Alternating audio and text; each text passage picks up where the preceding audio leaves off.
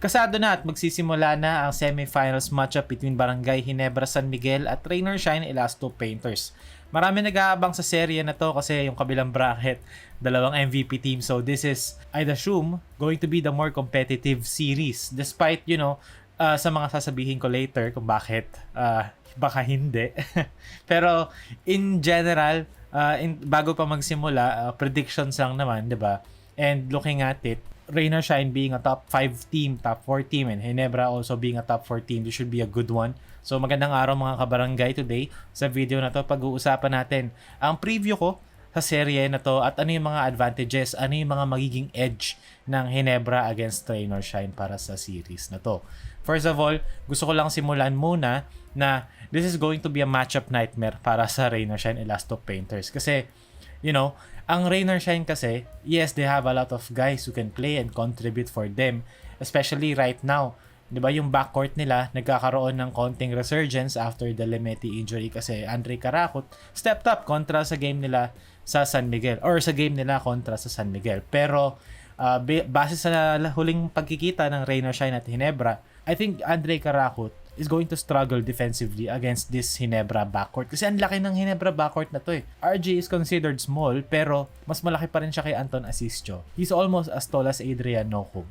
Scotty Thompson is taller than Adrian Nocum, Anton Asisio, and Andre Karakot. Tapos Gian Mamuyak, 6'2", pero he plays more of the 3 diba? Kumbaga gwardiya si Mamu pero pag naglalaro siya, he's either playing the 2 or 3 position na ino-occupy ng Scotty at ng Stephen Holt na 6'4", diba? So kumbaga may effort for Rain or Shine na itago si Karakot at Asisio and maybe even diba si Adrian Nocum sa depensa, which allows more versatility or more opportunities for Ginebra to attack.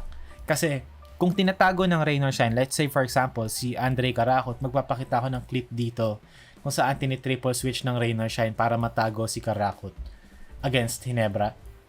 Actually, ipi-play ko na ngayon. As we can see here, di ba? May ball screen, nag-switch, and then tignan nyo lang si Karakot dito. Napadpad siya kay Justin Brownlee, and triple switch palayo, itatago sa weak side corner. Pero, dahil doon, ang daming kasing nangyayari, ang daming moving parts eh. Mas maraming chances for their defense to break down. Another one here, di ba? RJ, Brownlee, di ba? Confusion sa switch. Tapos, triple switch na libre ngayon si Ralph Koo kasi na-anticipate na ni RJ Abarrientos eh. So yun, isama mo pa, 'di ba? Na yung kung wari, let's say for example, itong tatlong to nagsabay-sabay. Sa mo ngayon itatago si Karakot. Kay Scotty sa corner, hindi rin naman kasi pwede siyang postehan ni Scotty. Kay Stephen Holt sa corner, pwede, probably kasi Stephen Holt is a very passive player. Maybe pwede yon, pero still 6'4" si Holt eh. Pag nag-decide si Holt na atake niya si Karakot, GG na yun. So this is a matchup nightmare for Rain or Shine's backcourt. And even sa frontcourt na din, di ba? Japet, Isaac Go, Norbert Torres, Troy Rosario, Justin Brownlee. I saw a comment saying na Kaylan Chongson daw is going to lock down Justin Brownlee. We are talking about Justin Donta Brownlee, brother. That is not going to happen. Kumbaga, kung Glenn Kumuntin Game 7, fine, sure, di ba? Maybe magbago isip ko. Pero Kaylan Chongson, are we being for real? Like, okay, gets ko kasi size di ba? 6'5" si Chongson, 6'7" si Brownlee. Doon pa lang advantage Brownlee pa rin eh. Pero anyway, quickly, gusto ko lang munang i-mention na ang Ginebra, they can play fast and slow at the same time. Kumbaga, kaya nila parehas. Kung half-court, kaya nila mag-execute ng mabagal. No, mabilis pa din, pero like, mabagal siya in terms of shot clock. Gamit na gamit ang shot clock. Kung makikita natin dito, this is a half-court set from them. Triangle, naging empty side ball screen, ikot-ikot, lagay sa kabilang side, Scotty, step back, 3-pointer, pasok. Diba? Settle down yung offense, kaya nila mag-execute. And then galing naman sa sablay, kaya rin nila mag-push. Actually, mas proficient pa nga sila dito kasi yung mga players nila built for this kind of style of play. Na yun yung naging struggle nila the past couple of conferences or few conferences ago. Kasi yung team nila pantakbuhan pero puro sila half court. Ngayon, I think they've found the perfect balance kung kailan sila tatakbo, kailan sila mag-execute kagaya nito.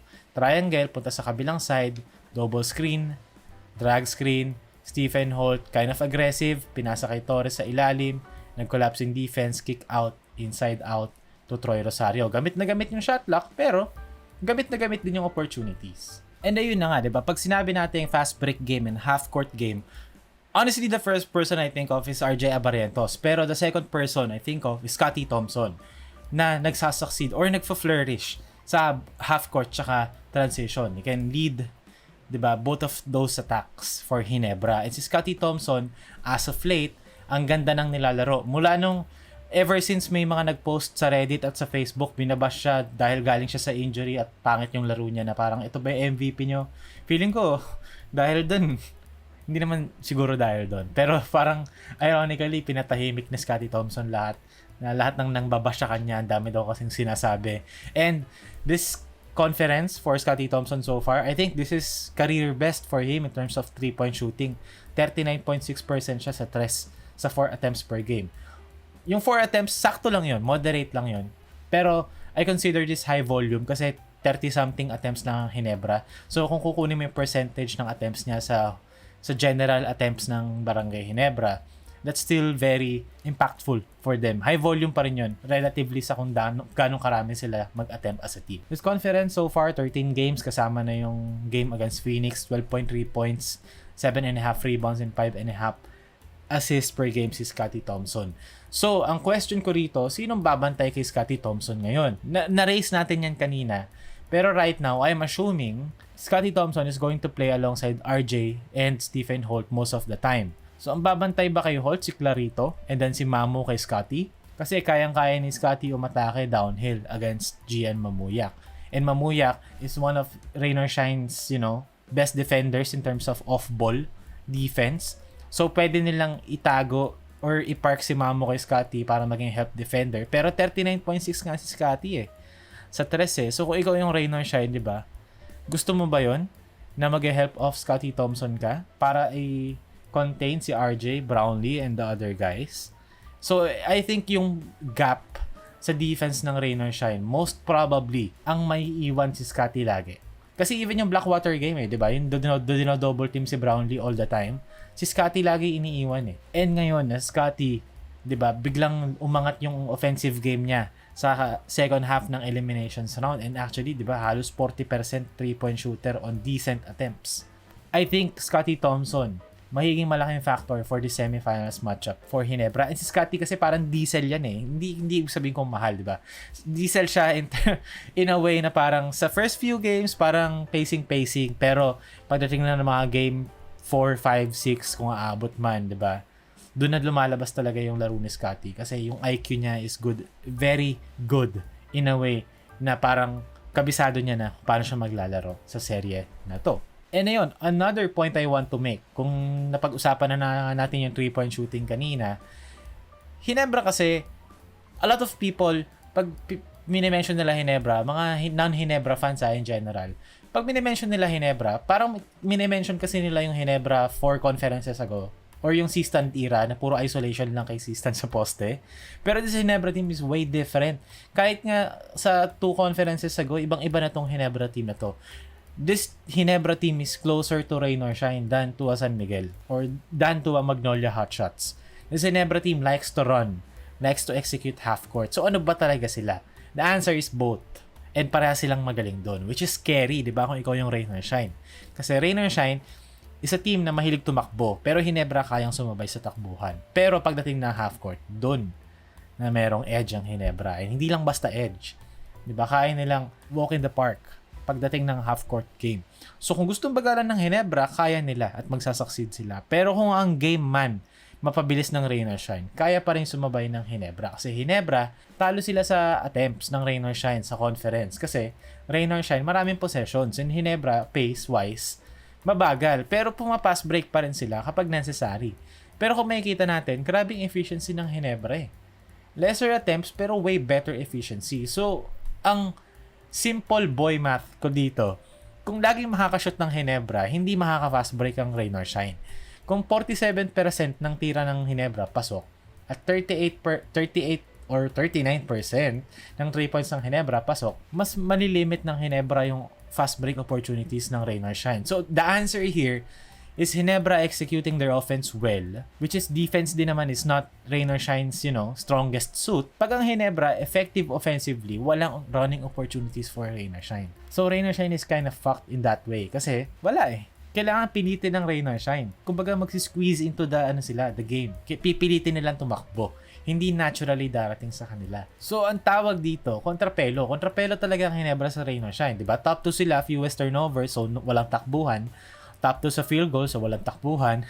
And they make the same amount of threes na mas ma-efficient pa. So kumbaga kung ikaw ay Rain or Shine, saan ka ngayon huhugot ng opensa mo? Saan ka ngayon sisingit? And Ginebra doesn't beat themselves.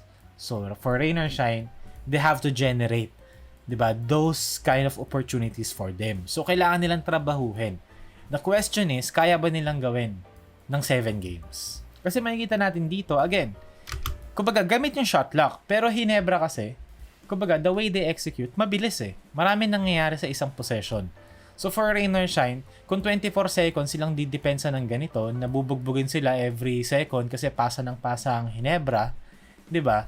Mabubugbog sila doon, mapapagod sila mentally and defensively. Parang dito, ang dami nangyari, ilang pasa na 'yan, 'di ba? Ang dami nangyayari dito. So gamit na gamit yung legs ng Rain or Shine sa defense. So pagdating sa offense, and makakashoot pa Ginebra dito, hindi ganun kadali for Rain or Shine to run. Kasi doon pa lang, 'di ba? Makikita natin, balikan natin. Pag shoot ni Troy, merong ilang seconds to set up their half court. Or kung gusto man nilang tumakbo, 'di ba? Ang dami ng seconds noon eh. Nakaset na yung Ginebra, nakabalik na. Sa frame na to, wala nang Ginebra player. Lahat nakababa na. So dito makikita natin, ito yung perfect example. So kumbaga, matagal sila gumamit ng shot clock, nauubos nila, pero mabilis sila mag-execute. Bibilangin ko yung mga pasa dito. Count na natin to as 1. 1. Okay. Dribble. 2. Okay. 3. 4. 5. Dribble. 6. Dribble. 7. 7 passes, di ba? Tapos gamit na gamit yung 24. So pagka-shoot pa rito ni Scottie, kahit gustong i-push ng Rain or Shine, nakababa na lahat kasi shumot eh. And people also, di ba? They act like walang depth ng Ginebra. Ginebra, short rotation. Pero kasi, may tiers to eh. Kumbaga yung short rotation ng Ginebra, mostly ito yan. Tier 1, di ba? Pero kung titignan mo yung 6 na players na to, di ba? Arguably, yan yung 6th of the best 10 players sa series na to. And ang layo nung gap. And even yung Japet, sige, let's say Japet, di ba? Japet pa rin yan eh. Kahit this is a 40-year-old Japet Aguilar, Japet pa rin yan. And walang tatapat kay Japet sa lineup ng Rain or Shine. Maybe si Jalen Johnson babantay sa kanya, pero sinong babantay kay Brownlee? Jonard? Kailan? Of all people? So, di ba? Yung tier 1 ng Ginebra, plays heavy minutes. Pero these are all all-star level players. And then yung tier 2 naman, quality minutes club pa rin yan. These are players na you'd argue, pag nilagay mo sa Rain or Shine, mahiging kasing productive din ang players nila doon. So kumbaga, kung tutuusin, Ginebra, meron silang 9 players na tatapat sa 12 ng Rain or Shine. Pero yung 6 kasi sa 9 na yon, diba, are very good players. And then meron silang Magic Bunot Club, can be a solid bench player too, pero inconsistent sila right now. So, essentially, kapag isa sa mga to pumutok or nagkaroon ng magandang laro, you now have 10 players, di ba, na maglalaro ng quality minutes and yung 6 doon, starter level players. So, anong walang depth ng Ginebra? Meron silang depth. Short rotation lang. Pero their bench players na naglalaro ng around 7 to 12 minutes, binibigyan sila lagi ng quality minutes. And ayun na nga, di ba?